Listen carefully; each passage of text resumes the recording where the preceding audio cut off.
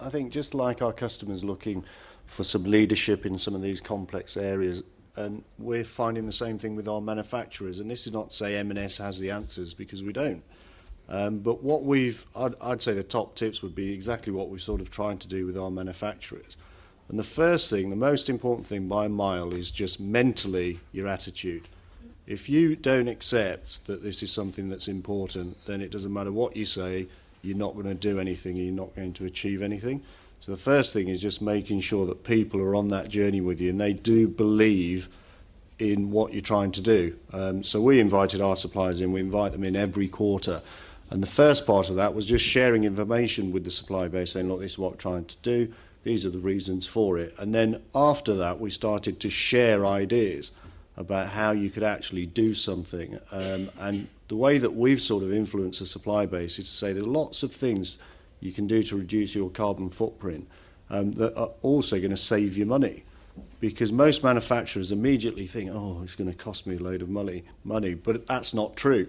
And we've got manufacturers that have just done very simple things like have sort of turn all the lights off, all the computers off, or one switch so the last person doesn't have to go around the office, or the manufacturing unit turning everything off. They have one switch that's an override and it just switches everything else off. That can save 10% of your electricity bill. Another manufacturer was saying that the times of the local buses were just out of sync with when the shifts were finishing. So they contacted the bus company and said, look, could you put your buses on 10 minutes later? Because if you do, then everyone will come to work on a bus, and that's what they've done. Right the way through to, so they're the simple things, all the way through to the big things where we've got a manufacturer now in Sri Lanka who's going to be opening the first sort of what we're saying, the model green factory. And again, the reason they're doing it, one, they are passionate about the environment, but they know as well, and this is about boosting your profits through sort of ethical trading, it makes business sense because everywhere on the planet, taxes are going to be imposed on all of these things. Electricity is going up, water is going up, packaging materials are going up, and therefore the more efficient you can be, it makes commercial sense as well. So one example is that in Sri Lanka, being hot and humid, they've changed the air conditioning system to be an evaporation water cooling system, and they save 80% on their electricity bill. And it's just fantastic. Now, whatever we say, we're going to now share that information with other suppliers.